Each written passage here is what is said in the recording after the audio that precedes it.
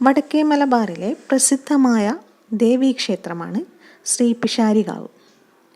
കോഴിക്കോട് കൊയിലാണ്ടി കൊല്ലത്തുള്ള ശ്രീ പിഷാരികാവ് ഭഗവതി ക്ഷേത്രം നൂറ്റാണ്ടുകൾ പഴക്കമുള്ള ഒരു ക്ഷേത്രമാണ്.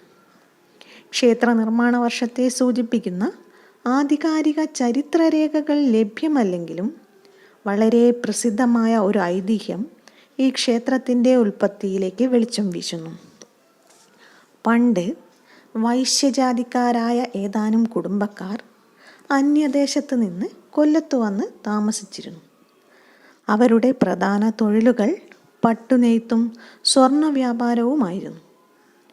അതുകൊണ്ടവർ കാലക്രമേണ ധനവാന്മാരായി. ആ സമയത്ത് അവരിൽ ഒരാൾ ശ്രീപോർക്കലിയിൽ പോയി ഭഗവതിയെ സേവിച്ചു താമസിച്ചു.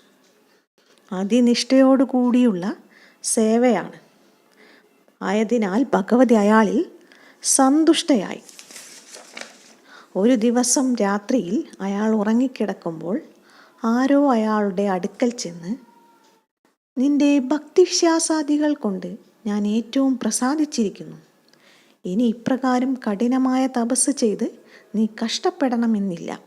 നിന്റെ തലയ്ക്കലിരിക്കുന്ന നാന്തകം വാളെടുത്ത് നിനക്ക് സ്വദേശത്തേക്ക് പോകാം. എൻ്റെ ആയുധം വെച്ച് പതിവായി എന്നെ പൂജിച്ചു കൊണ്ടിരുന്നാൽ നീ വിചാരിക്കുന്ന കാര്യങ്ങൾ എല്ലാം ഞാൻ സാധിച്ചു തന്നുകൊള്ളാം. നീ വിചാരിക്കുന്ന സ്ഥലത്ത് ഞാനുണ്ടെന്ന് ദൃഢമായി വിശ്വസിച്ചു കൊള്ളുക എന്ന് പറഞ്ഞതായി അയാൾക്ക് തോന്നി. അയാൾ പെട്ടെന്ന് കണ്ണു തുറന്നു നോക്കിയപ്പോൾ ഒരു ദിവ്യ തേജസ് കാണുകയും ഉടൻ തന്നെ അത് മറഞ്ഞു പോവുകയും ചെയ്തു.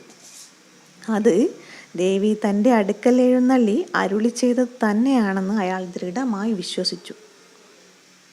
തലയ്ക്കൽ നോക്കിയപ്പോൾ ഒരു നാന്തകം വാൾ അവിടെ ഇരിക്കുന്നതായി കണ്ടു.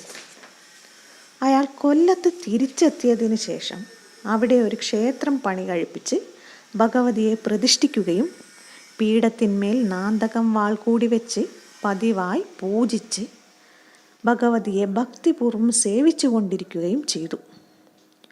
ആ വൈശ്യൻ ഒരു വിഷഹാരിയായിരുന്നു.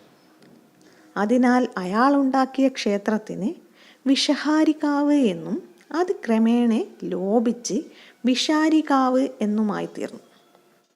ആദ്യമേ ധനവാന്മാരായിരുന്ന വൈശ്യന്മാർക്ക് ഭഗവതിയുടെ സാന്നിധ്യം കൂടി ആയപ്പോൾ ധനം സംഖ്യയില്ലാതെ വർദ്ധിച്ചു. അവർ കപ്പലുകളും പത്തേമാരികളും പണിയിച്ച് അവരുടെ കച്ചവടം യൂറോപ്യൻ രാജ്യങ്ങളിൽ വരെ പ്രചരിപ്പിച്ചു. അപ്പോഴേക്കും വിഷഹാരിയും ദേവിയെ സേവിച്ചു കൊണ്ടുവന്ന ആളുമായ വൈശ്യനും ധനമെന്ന പോലെ തന്നെ അഹങ്കാരവും മതിയായി വർദ്ധിച്ചു. അതിനാൽ അവർ ക്രമേണ രാജാവിനെ പോലും കൂട്ടാക്കാതെയും രാജാവിന് ക്രമപ്രകാരം കൊടുക്കേണ്ട നികുതിയും മറ്റും കൊടുക്കാതെയുമായി. വൈശ്യന്മാരുടെ ഈ ധിക്കാരം ക്രമേണ രാജാവിന് ദുസ്സഹമായി തീർന്നു. അതിനാൽ കൊല്ലത്ത് താമസിക്കുന്ന സകല വൈശ്യന്മാരും 3 ദിവസത്തിനകം നാട് വിട്ടു പോയിക്കൊള്ളണമെന്ന് രാജാവ് കൽപ്പിച്ചു. അപ്പോൾ വൈശ്യന്മാരെല്ലാം പരിഭ്രാന്തരായി. ഭഗവതിയെ പ്രതിഷ്ഠിച്ച് സേവിച്ചു വന്ന 8 കുടുംബക്കാർ കൽപ്പന കേട്ട് ക്ഷണത്തിൽ അവരുടെ സകല സ്വത്തുക്കളും പത്തേമാരികളിലാക്കിക്കൊണ്ട് സമുദ്രമാർഗേന വടക്കോട്ട് പുറപ്പെട്ടു. ഭഗവതിയെ സേവിച്ചു കൊണ്ടിരുന്ന വൈശ്യൻ യാത്രയായ സമയം ആ ഭഗവതിയെയും നാന്തകം വാളിൽ ആവാഹിച്ചുകൊണ്ടാണ് പോയത്.